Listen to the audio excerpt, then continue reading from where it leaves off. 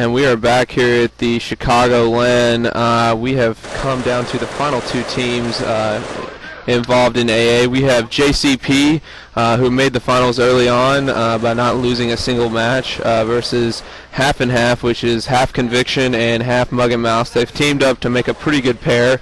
We are about 45 seconds away from being live.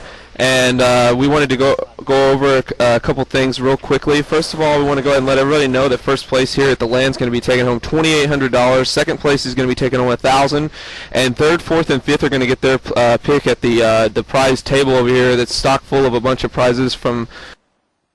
Well, we got a few SteelSeries headsets. We also have some mouse pads here, and we also want to thank our sponsors, eRev, DoubleTree, for providing the hotel, SteelSeries for all the headsets, mouses, and mouse pads, Palette for their graphic card sponsorship, Darkstar for providing the servers.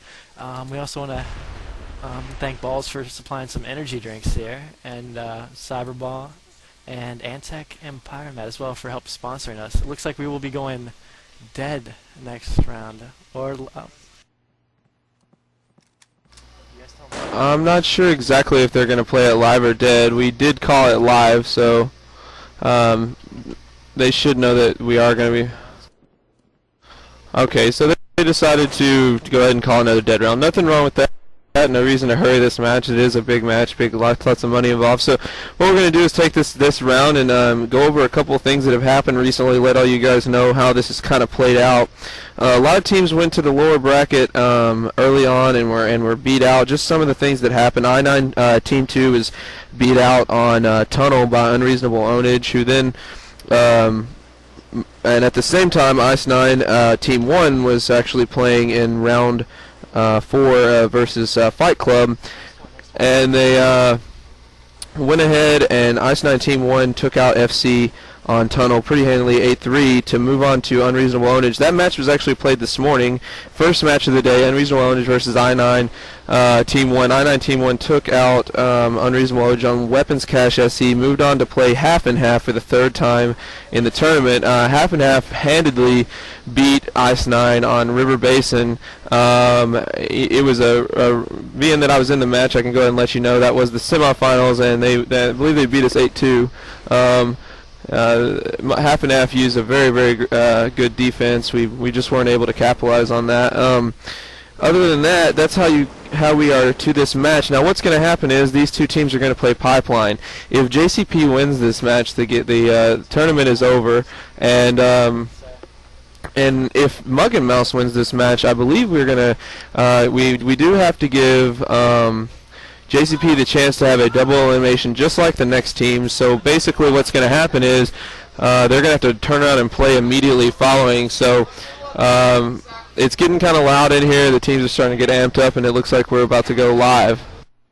That is right, Carney. As you know, it is Haunter from Ice9 as well as Carnifex will be casting this match. We just recently lost to Half and Half, which is the mixture between Mug and Mouse and Conviction. They knocked us out. So we took third and continued our streak of getting third at LANs. It looks like they are ready to go live, so we shall see what happens. We have Half and Half on Assault, which is going to be pretty tough because jCp is known for the defense. They like to push, aggressive, and we shall see how they counter their pushes. Main is going to be a key spot to watch. Let's see if we can get to there. Let's see, stand. It looks like they're going to be a nice little push over here. We've got 2 north, 2 going to main. And let's see, G has 2 or 3. Let's see if he can get that pick up in the north room when he goes around. He might be spamming it. Let's see if he can get that pick when he opens the door. Got some teamwork going on. Trapped in main pump room, watching for the oil rush. Crohn's looks like he's. I'm not sure if they didn't lag out of their flash, but okay, he might have been flashed. So we've got Crohn's and one other player from Half and Half. It looks like it is going to be Medalist with Crohn's. It is. I would like to note that they have split the teams up half and half. We've got Brain Damage. I'm sorry, Brain Damage and Crohn's are working together on main. It looks like that. Oh, and G is taken out North Pump Room by Ruin, who was, I believe, in ladder access room. So we've got Banana Gun with the RPK. Looks like jCp may be moving towards a fallback. Now we are going to have to keep it relatively quiet. We are within 10 feet of jCp and Mug and Mouse, so we can't really call it and get too excited about some of this stuff. And in the meantime, Crohn's is taken out by Banana Gun's grenade, in which he threw from Coke Machines over into the MCI or main T, whatever you call it. So we've got a really solid fallback from jCp. It looks like that they are awaiting patiently as it looks like half and half is kind of discussing how they want to go about this. They are down 2-4 right now. That is correct, Carnifex. They looks like they're going to go for some valves. They want to try to make it so that jCp has to defend the main pump room, because as you know, if you don't, there's two ways you can win this besides team elimination. There's the CP, which is on the 3rd floor of the main pump room. And then there is also 3 different valves you can take: exterior, secondary, and main. Those are the 2 different ways you can win by objective. And it looks like we have a little flank coming on. jCp Dtraf has snuck around the back trying to see if he can get them when they come to main T, because main T is the main section of this map. Looks like Metalis is coming to take exterior valve. They will be trying to push the valves. Maybe they'll come in and smoke everything up once they have all the valves taken. jCp is just Dtraf out there just waiting to get that pick if someone comes outside. Let's get Metalis pushing up, coming into secondary, I think.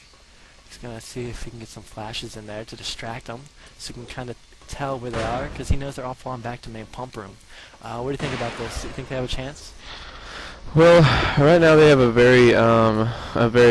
not a very good chance. I mean, jCp is really strong anyway, but when you're playing 2v4, you know, and your clock's clicking down. They do have a minute right now. They don't even realize that Dtraf is where he's at. Brain Damage is taking a large amount of fire near the bathroom, and it's just going to continue.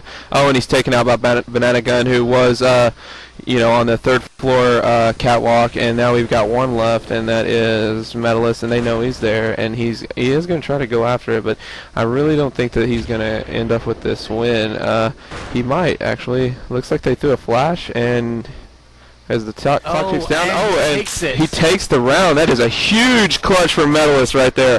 As the round ends, and jCp is in disbelief as they throw their flash, and all it does is blind him. I think they probably know that it's not going to hurt him, but you know, Banana Gun was a little high. He came down. He tried to get in, and Stan jumped down and cratered. So here we go again. We've got a little different strat, definitely for sure, working out here. It looks like they're going to go ahead and span the vents. We've got Brain Damage and Crohn's still going to be doing their thing. Oh, I'm sorry. Brain Damage is still going to be doing his thing in main. Melis looks like he's moving up pretty quick. He's going to put something in here on Prime within the first couple of seconds. And he's taking a lot of fire, and then he flashed himself. It's not a good idea to flash yourself when Dtraf is shooting at you. So he's already down. Dtraf is then taken out by Crohn's, who came in straight away, right in main. Didn't even have a problem. But then Banana Gun took him out from the barrels area in the lower part of the pump room.